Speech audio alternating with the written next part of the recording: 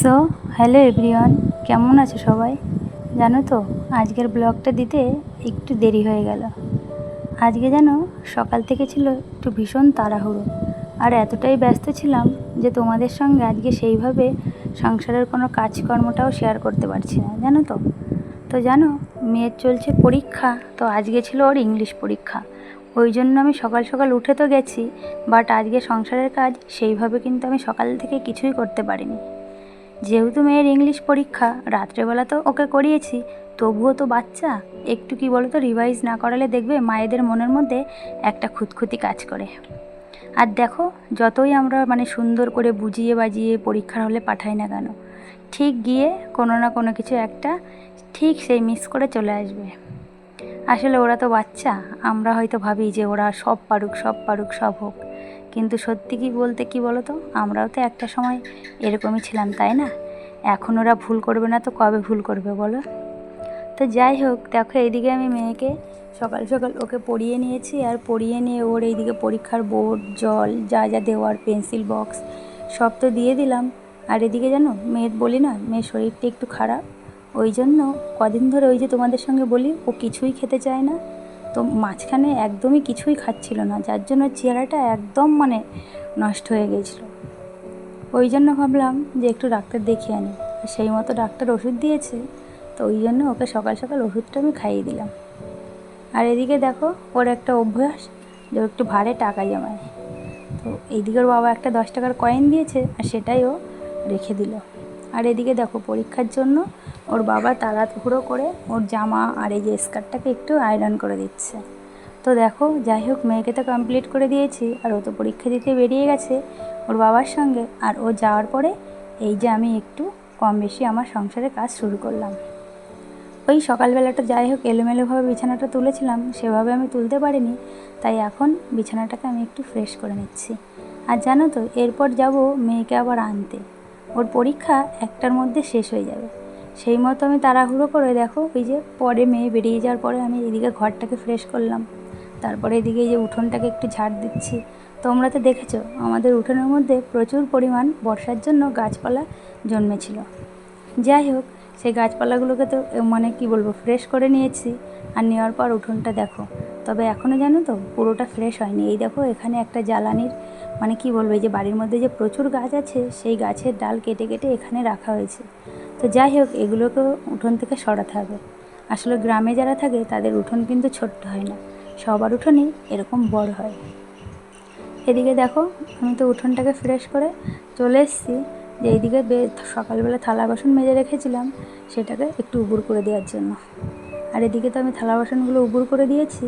আর তার সঙ্গে জানো তো, মন রয়েছে যে এইদিকে ঘড়িতে প্রায় 12টা বাজতে গেছে, আমাকে মেয়েকে আনতে যেতে হবে, ওই জন্য আমাকে তাড়াতাড়ি করে করতে হবে। তো দেখো, প্রতিদিনই তোমাদের বলি, এই যে মেয়ে আর বাবা, আমার জামা কাপড় থাকুক না থাকুক, কিন্তু এদের থাকবেই। এদের যদি আমি জামা কাপড়টা যদি একদিন না কেচে জমিয়ে রাখি না, দ্বিতীয় দিনেই তার ডাবল হয়ে যায়। এত পরিমাণে বাবা আর মেয়ে জামা কাপড় নষ্ট করে, জানো তো। তো সেই মতো দেখো, ওর বাবার বেশ কিছু এখানে জামা ছিল, যেগুলো কি বলতো, একবার পরলে এতটা ঘামের গন্ধ হয়, ওই কারণে প্রতিদিন না কাচলেও জল কাচাটা কিন্তু করতেই হয়। আর বাচ্চাদের তো কোনো কথাই নেই, ওরা যে জিনিস একবার ইউজ করে সেই জিনিসটাকে তারপর আর না কেচে আমি বিশেষ করে আর গায়ে পরতে দিই না, জানো তো। সেই জিনিসটাকে আবার কাচাকুচি করে তারপর মেয়েকে আবার পরাই।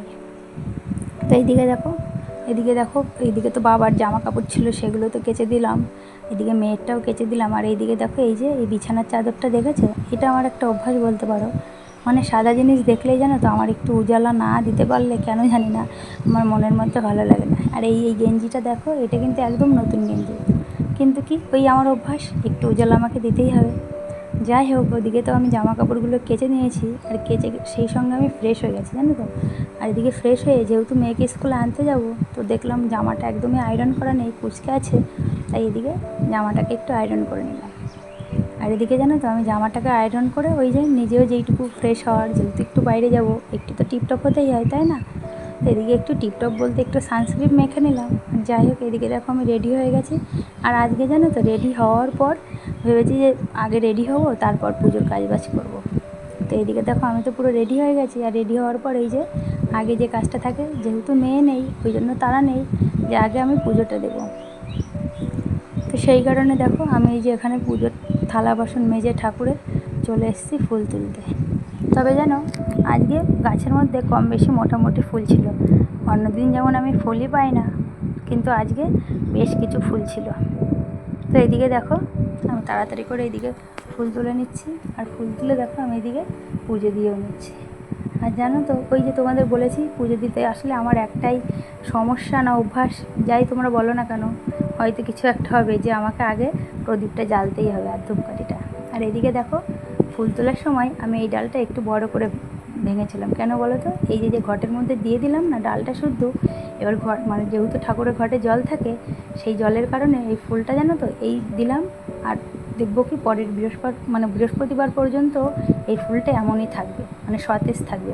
এই জন্য জানো তো আমি দুব্বো বলো ফুল বলো আমি চেষ্টা করি ঘটে যেগুলো দিই সেইগুলো সব মানে ফুলের ডাঁটি রাখতে।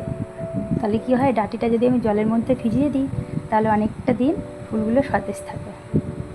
আর তারপর দেখো এই যে যে জামা কাপড়গুলো কেচেছিলাম সেগুলো চলে এলাম মেলতে। তবে জানো এদিকে আমি জামা কাপড় মেলছি আর ভাবছি আমি যেহেতু স্কুলে চলে যাব, যদি বৃষ্টি আসে তবে কি বলো তো এই অন্য জামাগুলো ভিজলেও তেমন একটা কোনো সমস্যা নয়, তবে এই যে আমি বিছানার চাদরটা উজালা দিয়েছি এটা কিন্তু আর থাকবে না। যাই হোক, এটা ভাবলে তো আর চলবে না। তো আমি এইদিকে দেখো তাড়াতাড়ি করে জামা কাপড়গুলো মেললাম, আর এখন যেন ঘড়িতে প্রায় বাজতে গেছে 12:30, ওই জন্য আর আমি ভিডিওটাকে না বড় করতে পারিনি বা তোমাদের সঙ্গে আর অন্য কিছু শেয়ার করতে পারলাম না। তো আমার ভিডিওটা কেমন লাগলো অবশ্যই তোমরা জানিও, আর ভালো লাগলে অবশ্যই একটা লাইক কমেন্ট শেয়ার এবং সাবস্ক্রাইব করে দিও আমার চ্যানেলে।